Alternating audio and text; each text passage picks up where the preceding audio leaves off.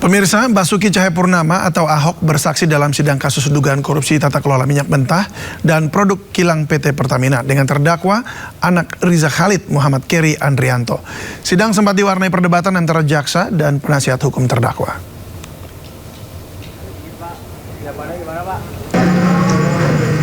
Dalam sidang yang digelar di Pengadilan Tipikor Jakarta, Ahok bersaksi dalam kapasitasnya sebagai Komisaris Utama Pertamina pada tahun 2019 hingga 2024. Perdebatan pun terjadi saat tim penasihat hukum terdakwa melontarkan protes saat jaksa melakukan sesi tanya jawab dengan Ahok.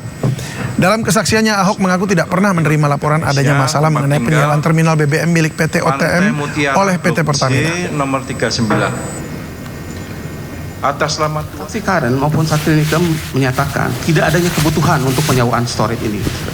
Artinya kondisi ini apakah pernah keberatan nih Bapak Ketua yang ngomong sewa itu tidak dibutuhkan siapa tadi, saksi siapa?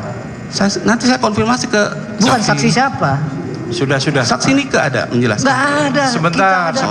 Silakan nanti di counter, nah kan ada catatannya masing-masing toh. Nanti gilirannya silakan dikonfirmasi lagi. Gitu ya. Silakan nanti di counter lagi. Kalau kayak gini nanti nggak selesai. Dilanjutkan Pak Jaksa. Silakan. Kan punya catatan masing-masing. Gitu ya. Silakan. Lanjut Pak. Masih ada keberatan lagi?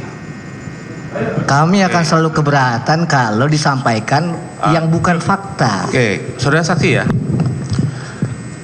Pertanyaan saya, apakah saudara pernah mendapatkan laporan dari direksi baik itu dari subholding maupun holding terkait fakta-fakta yang tadi disampaikan? Ya, 2014 saya masih jauh belum masuk ke dalamnya. Enggak, ini kan periode sewanya sampai 2024 saudara saksi. Kami tidak mungkin ngurusin operasional sewa sampai sekian panjang ke meja kami. Kecuali ada temuan BPK atau BPKP.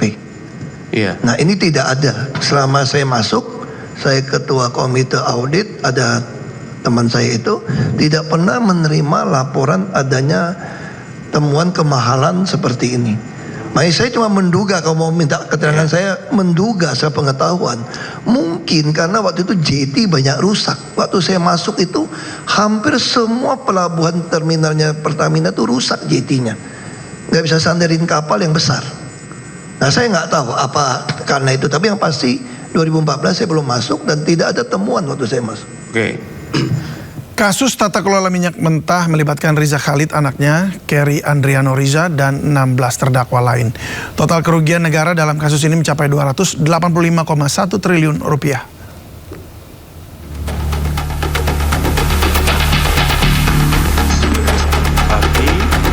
Sidang kasus dugaan tindak pidana korupsi tata kelola minyak mentah yang melibatkan Keri Andrianto Riza dan 17 terdakwa lainnya terus bergulir. Keri didakwa terlibat dalam dugaan korupsi tata kelola minyak mentah dan merugikan negara sebesar 2,9 triliun rupiah. Terdakwa Keri Andrianto Riza membantah tuduhan jaksa penuntut umum. Putra Riza Khalid itu mengklaim angka 2,9 triliun rupiah merupakan kewajiban pembayaran sewa tangki BBM. Selain Keri, ada 17 terdakwa yang diduga terlibat dalam kasus ini. Salah satunya adalah ayah Keri, Riza Khalid. Total kerugian negara akibat kasus ini mencapai 285 triliun rupiah. Tim Liputan iNews melaporkan. Yang di sekitar tidak. Polisi sebut Reza Arab Oktavian berada di lokasi kejadian saat Lula Lava, kekasihnya, meninggal di apartemen. Karena masih berduka, Reza Arab kemarin mangkir dari pemeriksaan polisi.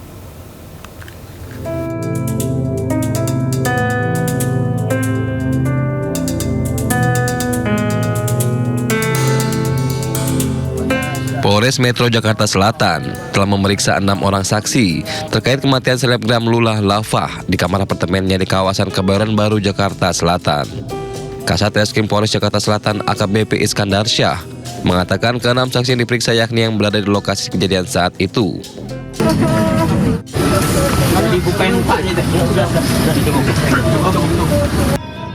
Berdasarkan keterangan saksi, petugas telah mendapatkan kronologi dan barang bukti dari lokasi kejadian.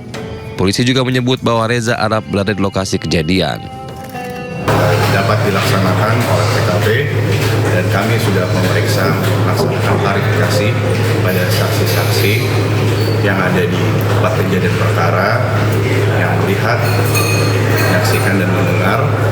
Dari saksi-saksi tersebut kita mendapatkan suatu alur cerita dan barang bukti yang ada di tempat kejadian perkara juga sudah kita amankan dan akan kita proses lebih lanjut karena beberapa membutuhkan keterangan dari laboratorium forensik. Sampai saat ini dugaan untuk pacarnya ada dari keterangan bahwa ada di TKP. Oleh karena itu, jadi kita tetap melakukan klarifikasi dan saudara RA ini pacarnya kooperatif dan akan hadir pada pemeriksaan atau klarifikasi di Polres Metro Jakarta Selatan. Reza Arab diagendakan jalani pemeriksaan Senin kemarin namun tidak hadir. Sementara manajer almarhumah Lula Lava Adita Baskara sudah menyerahkan sejumlah bukti ke laboratorium forensik Polres Metro Jakarta Selatan. Namun polisi hingga kini belum bisa memastikan penyebab pasti kematian Lula Lava. Tim Liputan iNews melaporkan. Ya, pemirsa, Kejaksaan Negeri Sleman menerapkan restoratif justice dalam kasus kecelakaan yang tewaskan 2 pelaku jambret saat Hogi Minaya melindungi istrinya dari jambret. Usai kesepakatan damai, baik, mohon maaf pemirsa, kita ke informasi selanjutnya. Viral seorang pedagang es kue jadul digerebek aparat dan dituduh menggunakan bahan spons di Kemayoran, Jakarta Pusat. Meskipun tanpa bukti uji lab, penjual tersebut diduga disudutkan aparat bahwa es tersebut tak layak konsumsi. Dari kue, ada busanya nggak? Inilah video viral saat Babinsa dan polisi mendatangi seorang pedagang di kawasan Utan Panjang, Kemayoran, Jakarta Pusat. Pedagang ini sebelumnya dilaporkan karena dituding menjual es kue yang biasa dimakan anak-anak menggunakan bahan spons atau busa. Saat ditanya tahukah dia bahwa es yang dijual berbahan busa, penjual tersebut menjawab dengan tertatih, kalau saya tidak jualan, anak istri saya makan apa? Tak berhenti dari pertanyaan itu, petugas juga meminta pria lanjut usia tersebut untuk memakan sendiri es kue dagangannya itu. Dengan polosnya, pria tersebut memakannya. Petugas kemudian membawa barang bukti es kue dagangan ke Polsek Kemayoran. Kue pasti hancur atau gagal. Saya respon. Ini dari busa ini, jelas ini dari busa nih, ya. Tahu kan kamu kok ini dari busa kan? Iya, tahu. Iya, kenapa kamu jual? Pas saat berhenti, saya anak-anak ini saya makan apaan? Ya kamu gimana? Ini kalau dimakan sama anak kecil ini bikin penyakit. Kamu berarti kau pertanggungjawaban ke kantor polisi ya? Ya, tapi ternyata pemirsa, tuduhan es kue pakai bahan spons tidak terbukti. Anggota Babin Kamtipmas dan Babinsa yang sempat menggerebek penjual es kue di Kemayoran akhirnya minta maaf. Polisi mengklarifikasi berdasarkan hasil uji laboratorium, es tersebut aman dikonsumsi. Kami Babin Kamtipmas dan Babinsa yang bertugas membuat video tentang penjual es spons di wilayah Kemayoran menyampaikan permohonan maaf yang sebesar-besarnya kepada seluruh masyarakat atas kegaduhan yang timbul akibat video yang sempat beredar luas di media sosial. Pertama, kami ingin menjelaskan bahwa tindakan awal kami merupakan bentuk respon cepat terhadap laporan masyarakat yang khawatir adanya dugaan makanan berbahaya beredar di lingkungan mereka. Sebagai petugas, bila pernah kami berkewajiban hadir dan merespon setiap laporan demi menjaga keselamatan warga. Yang kedua, niat kami semata-mata untuk mengedukasi agar tidak ada konsumen yang merugikan dan memastikan masyarakat merasa aman dalam membeli makanan di lingkungannya. Dalam situasi tersebut, kami hanya berusaha menjalankan tugas dengan cepat untuk mencegah potensi bahaya di kalangan masyarakat. Beralih ke informasi lain pemirsa, Egy Sujana dan Damai Hari Lubis melaporkan Roy Suryo CS serta pengacaranya Ahmad Kozinudin ke Polda Metro Jaya atas dugaan fitnah dan pencemaran nama baik. Pelaporan Egy Sujana dan Damai Hari Lubis terhadap Roy Suryo serta pengacaranya dilakukan Minggu 25 Januari 2026. Polisi menerima 2 laporan terkait dugaan pencemaran nama baik dan atau fitnah serta pencemaran nama baik melalui media elektronik. Sebelumnya Polda Metro Jaya menetapkan 8 orang sebagai tersangka kasus tuduhan ijazah palsu, yaitu Roy Suryo, Rismon Hasiholan Sianipar, Dr. Tifauzia Tiasuma, Egy Sujana, Kurnia Tri Rohyani, Damai Hari Lubis, Rustam Effendi, dan Muhammad Rizal Fadila. Namun kemudian penyidikan terhadap Egy dan Damai dihentikan atau SP3 setelah baik pihak Egy, Damai, dan pihak Jokowi sepakat menempuh restoratif justice.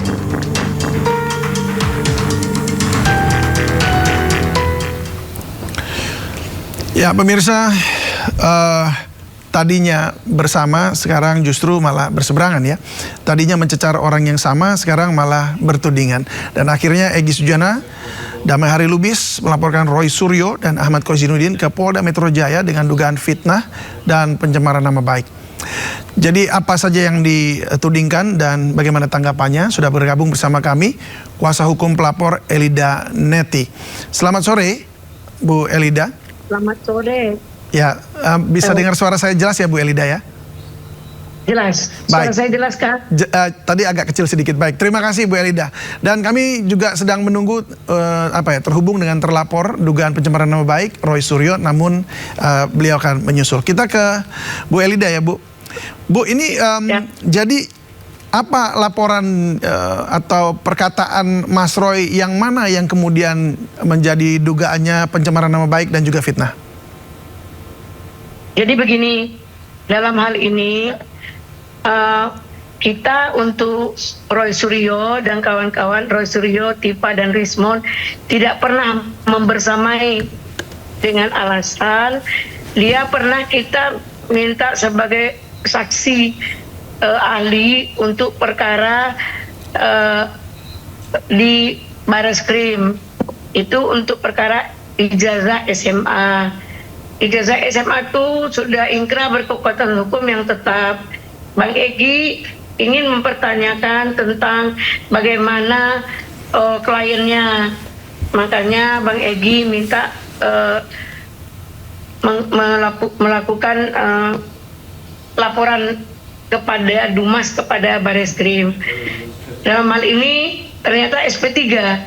Nah, dan kadarulahnya klien Bang Egy bebas oleh mendapat remisi kali ya, atau mungkin remisi apa amnesti gitu, dapat, dan mereka dibebaskan dua-duanya. Nah, bagi Bang Egy dia case close tentang ijazah. Nah, adapun dengan ijazah S1 itu kan dari para tim Roy Suryo, Rismon dan Tifa. Dia tidak pernah membersamai Bang Egy. Dia tidak pernah mengajak atau berkolaborasi dengan Bang Egy. Nah, murni mereka yang melakukan. Bagi kita ini di luar konteks awal itu adalah ijazah SMA, mereka ijazah S1, ya apalagi tidak berkoordinasi, dianggap ya sudah.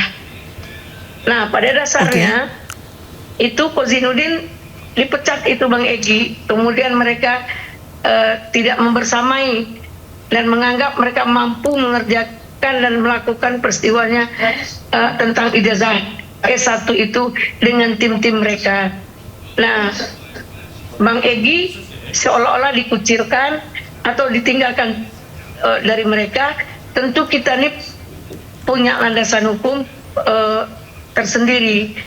Apalagi Bang Egy itu adalah seorang profesor yang bukan abal-abal, cerdas. Terus dia tentu punya langkah-langkah hukum untuk mengambil sikap bertemu dengan Pak Jokowi.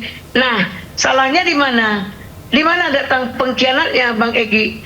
Karena di sini hanya melakukan perdamaian, tidak ada menyatakan tentang ijazah dan hal yang lain.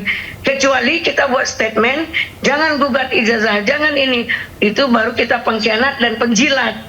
Nah, di sini untuk Kozinudin, dia dari awal sudah merasa melebihi hebat daripada Bang Egy. Jadi kesombongannya dan keangkuhannya sehingga merendahkan dan menghina gitu. Bu Elida, yang dilaporkan jadi apanya nih? Apa yang dilaporkan terhadap Mas Roy dan juga Kozinudin? Kan terlalu banyak Egy penjilat, Egy pengkhianat segala macam. Ini kan dibilang ada 2, ini salah satu ya dari Mas Roy, ada 2 tuyul pergi menemui jin Iprit. Bang Egy emang tuyul, Bang Egy kan manusia, tuyul itu kan makhluk halus. Nah emang Pak Jokowi jin Iprit, itu jin yang paling jahat. Jadi jangan statement iya sehingga tidak pandai mengontrol lisan, merendahkan orang, menghina orang, bahkan banyak hal yang tidak harus kami ungkapkan di sini. Itu salah satu ya. Tolong ini karena kami diam dari mulai gelar perkara, mereka tidak paham apa itu gelar perkara dan pengacaranya tidak memberi edukasi yang baik apa itu gelar perkara yang kami mohon di Polda. Boleh lihat surat permohonan kami. Jadi mereka tidak bermohon, tiba-tiba mereka melakukan merendahkan kita, menganggap gelar perkara itu seperti yang mereka asumsikan. Baik, ini sebenarnya jadi opini hukum begitu yang kemudian... Iya, sangat. Ini pencemaran nama baik dan opini hukum.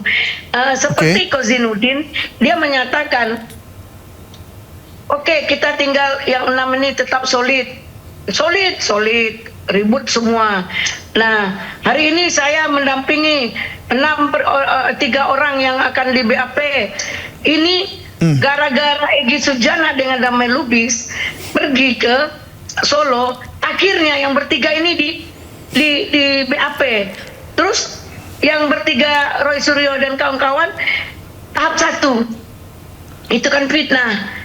Cuman yang dahsyatnya Egy Sujana SP3-nya yaitu bukan produk KUHP lama atau KUHP baru, tetapi ini produk yang dilakukan oleh Polda Metro Jaya yang seharusnya di istana atau di mana saya lupa itu mengutipnya terlalu ini. Jadi sehingga KUHP yang dipakai adalah KUHP Solo yang membeli seorang pejuang menjadi pengkhianat.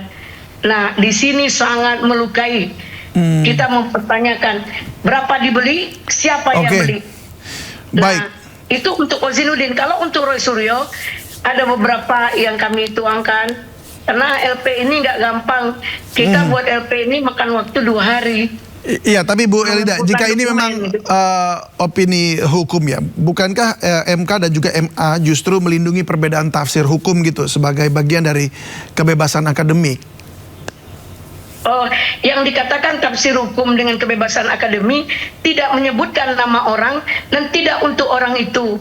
Maaf, kebebasan akademik itu apa yang dikatakan maksud boleh, kita sangat paham. Tapi ini kan sudah melampaui batas, sudah abuse. Saya juga bisa menyampaikan di sini bahwa Roy Suryo secara analisa hukum saya, dia tidak sah menjadi analisa.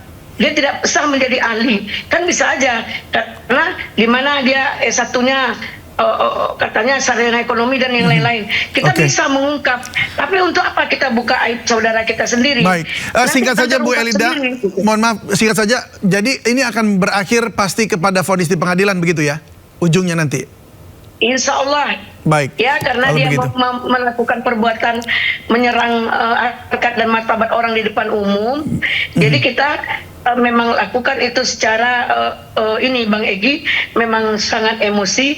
Nah mungkin ya jika memang dia mau melakukan minta maaf di depan umum sesuai dengan dipublikasinya, mungkin kita akan melaporkan kepada Bang Egy untuk pertimbangan dalam rasa kemanusiaan. Baik, masih jadi ada celah atau pintu lain lah ya yang bisa jadi pilihan juga. Baik, terima kasih Bu Elida Neti, kuasa hukum dari Bang Egy Sujana. Selamat sore dan salam sehat selalu.